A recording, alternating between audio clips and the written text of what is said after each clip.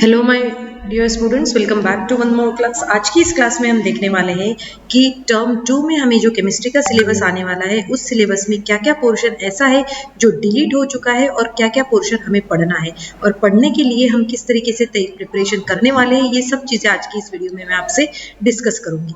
जैसे कि हम सबको पता है कि हमारा टर्म वन जो है वो हो चुका है और अभी हम टर्म 2 की प्रिपरेशन करेंगे।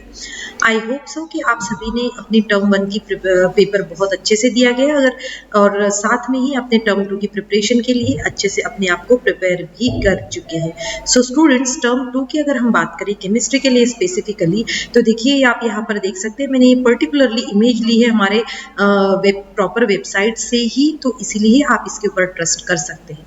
तो अभी जो हमें टर्म 2 में चैप्टर्स आने वाले हैं वो है हमारे पास में electrochemistry chapter, chemical kinetics, surface chemistry, DNF block elements, coordination compounds, aldehyde ketones and carboxylic acids और अमाइंस। ठीक है, इतने सारे चैप्टर्स हैं हमारे, जिसमें से अगर मैं क्लासिफाई कर दूं तो ये जो तीनों चैप्टर्स जो है ये तीनों चैप्टर आपके फिजिकल केमिस्ट्री के आ जाते हैं। ठीक है, ये तीनों चैप्टर्स जो है ये फिजिकल केमिस्ट्री के चैप्टर है। इसके बाद में ये जो दो चैप्टर दिए गए हैं आपको, ये है आपके इनऑर्गेनिक केमिस्ट्री के चैप्टर्स। किसके? इनऑर्गेनिक केमिस्ट्री के चैप्टर्स है। और साथ में ही अगर हम देखें कि इसके जो लास्ट के दो चैप्टर्स जो अगर देखें हम, aldehyde ketones, carboxylic acid and amines, तो ये चैप्टर है आपके ऑर्गेनिक केमिस्ट्री की। किसके? ऑर्गेनिक केमिस्ट्री की। ठीक है, अब चलिए देख लेते हैं। अब देखो यहाँ पर इसका वेटेज कितना है, फिजिकल केमिस्ट्री के का जो वेटेज जो है वो आउट ऑफ 35 में यहाँ लिखूंगी। आउट ऑफ 35 अगर हम देखें तो ये 13 मार्क्स वेटेज है हमारा 3 चैप्टर के लिए। इनऑर्गेनिक केमिस्ट्री की बात करें तो यहाँ 9 मार्क्स का वेटेज है और ऑर्गेनिक केमिस्ट्री के लिए जो है वो 13 मार्क्स का वेटेज है। राइट, तो इट मीन्स जो है हमारा फिजिकल केमिस्ट्री हमें 13 मार्क्स, हमारा इनऑर्गेनिक केमिस्ट्री जो है वो 9 मार्क्स के लिए प्रिपेयर करना है, ऑर्गेनिक केमिस्ट्री जो है वो भी 13 मार्क्स के लिए करना है। टोटल हमारे 35 जो है मार्क्स हो जाएंगे टर्म 2 के लिए, और चैप्टर्स जो है वो है total number and that one is 7। Okay, अब हम देख लेते हैं हमारा नेक्स्ट नेक्स्ट क्या है हमारा डिलीटेड टॉपिक्स। हम देखेंगे कि कौन से चैप्टर में से ऐसा कौन सा टॉपिक है जो डिलीट हो चुका है, जो हमें पढ़ने की अभी जरूरत नहीं है, और किस चैप्टर पे हम ज्यादा फोकस कर सकते हैं ये भी मैं आपको बता देती हूँ। तो चलिए अभी अगर हम देखें यहाँ पर, तो यहाँ पर मैंने कुछ डिलीटेड टॉपिक्स लिखे हुए हैं।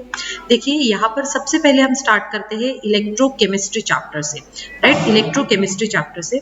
अब इलेक्ट्रोकेमिस्ट्री चैप्टर में क्या है, देखिए इलेक्ट्रोकेमिस्ट्री चैप्टर में यहाँ पर इन्होंने रेडॉक्स रिएक्शंस क्या होता है वो तो आपको पढ़ना ही पढ़ना है। ठीक है, बट जो ये वाला जो टॉपिक है जो क्लास 11th में ही हम जनरली पढ़ते हैं कि इलेक्ट्रोकेमिकल सेल क्या होता है, मतलब गैल्वानिक सेल का डिटेल दिया गया है, ये हमारे बिगनिंग वाले पेजेस में दिया गया है।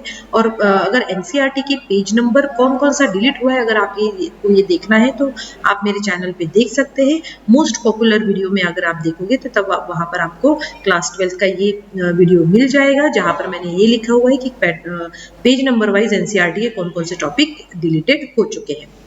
देखिए यहाँ पर जो डिलीटेड है टॉपिक हमारा वो है electrochemical cell, galvanic cell, batteries और कोरोजन। ठीक है, कौन कौन सा बैटरीज और कोरोजन। ठीक, अब देखो हमें पढ़ना क्या है वो भी हमें देखना पड़ेगा।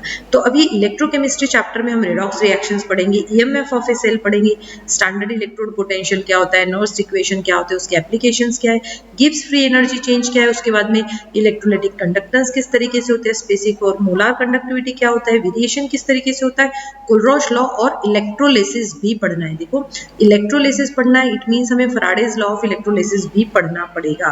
Faraday's law of electrolysis, yes बेटा ये ध्यान रखना, फैराडेज लॉ ऑफ इलेक्ट्रोलिसिस भी हमें यहाँ पर पढ़ना है क्योंकि इलेक्ट्रोलिसिस हमें दिया गया है।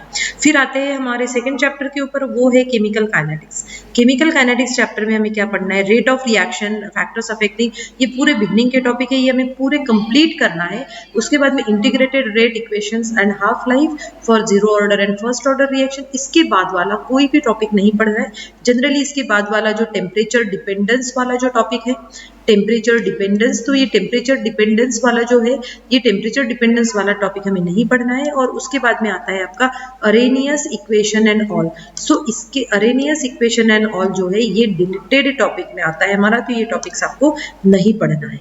इसके बाद में आ जाते हैं हम थर्ड चैप्टर के ऊपर, वो है सरफेस केमिस्ट्री। सरफेस केमिस्ट्री में अगर आप देखोगे तो ये बीच में से कोई टॉपिक हमें नहीं पढ़ना है।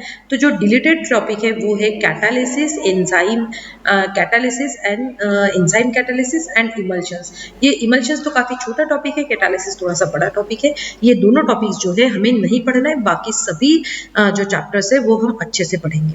उसके बाद में आता है हमारा D and F block element. अब जैसे कि इनऑर्गेनिक केमिस्ट्री में देखो 2 ही चैप्टर आने वाले हैं, तो उन दोनों चैप्टर में, इनऑर्गेनिक केमिस्ट्री के दोनों चैप्टर में हम देख सकते हैं कि यहाँ पर कौन कौन सा पोर्शन आने वाला है और कौन सा नहीं आने वाला है, राइट। तो अभी हम यहाँ पर देखेंगे कि डीएनएफ ब्लॉक में क्या, देखो ये तो सभी हमें उनकी प्रॉपर्टीज पूरी तरीके से पढ़ना है, एक्टिनाइड्स और लैंथेनाइड्स की भी, डी ब्लॉक एलिमेंट की। बट ये जो टॉपिक है that one is K2Cr2O7 KMnO4 chemical reactions and lanthane of lanthanides and actinides, ये टॉपिक हमें नहीं पढ़ना है। इसके बेसिस पे कोई भी आपको क्वेश्चंस नहीं आएंगे, और सेम पैटर्न हमने टर्म 1 में भी देखा था कि जो टॉपिक डिलीटेड थे उसके ऊपर कोई भी क्वेश्चन नहीं था। अब हम आते हैं हमारे नेक्स्ट चैप्टर की तरफ, और वो है कोऑर्डिनेशन कंपाउंड्स। तो कोऑर्डिनेशन कंपाउंड्स में अगर आप देखोगे तो ये वाला जो टॉपिक है आइसोमेरिज्म ऑफ कोऑर्डिनेशन कंपाउंड, ये एक्चुअली डिलीटेड टॉपिक में आता है। तो ये डिलीटेड टॉपिक आपको बिल्कुल भी नहीं पढ़ना है। आइसोमेरिज्म से रिलेटेड कोई क्वेश्चंस, कोई टॉपिक हम नहीं पढ़ेंगे। अब आता है हमारा नेक्स्ट चैप्टर, वो है अल्डिहाइड्स, कीटोन्स, कार्बोक्सिलिक एसिड। इस चैप्टर में कुछ भी डिलीट नहीं हुआ है, ये चैप्टर हमें अच्छे से पढ़ना है, राइट। ये चैप्टर क्या है, हमें अच्छे से पढ़ना है क्योंकि कुछ भी डिलीट नहीं हुआ है। बट नो प्रॉब्लम, हम जरूर पढ़ेंगे और अच्छे से पढ़ेंगे, ठीक है बेटा। तो अभी मैं, जैसे मैंने आपको बताया था, पहले भी मैंने अपने कम्युनिटी पे भी पूछा था आपसे कि आप कौन सा चैप्टर पढ़ना चाहते हैं, तो आप मुझे इसके कमेंट सेक्शन में भी लिखिए। जिसको सबसे ज्यादा चैप्टर को वोट मिलेंगे, मैं उसी का वीडियो बनाना स्टार्ट करूंगी। तो यहाँ पर हमें अल्डिहाइड और कीटोन्स में हमें नहीं पढ़ना है। और उसके बाद में हमारा जो 7th चैप्टर आता है वो आता है अमाइंस। अब देखो ये अमाइंस चैप्टर तो काफी छोटा चैप्टर है वैसे, और उस छोटे चैप्टर में भी देखिए डाइजोनियम सॉल्ट्स जो है ये क्या है, ये डिलीटेड टॉपिक है। इट मीन्स बेटा अगर आप ध्यान से देखोगे, अगर आपने पूरी ऑर्गेनिक सिर्फ 2 चैप्टर प्रिपेयर कर लिए तो फिर आपको 13 मार्क्स के ही चैप्टर्स हो जाएंगे। सो आई होप आज की वीडियो में मैंने आपको जो भी समझाया वो आपको अच्छे से समझ में आ गया होगा। Thank you students and have a good day ahead.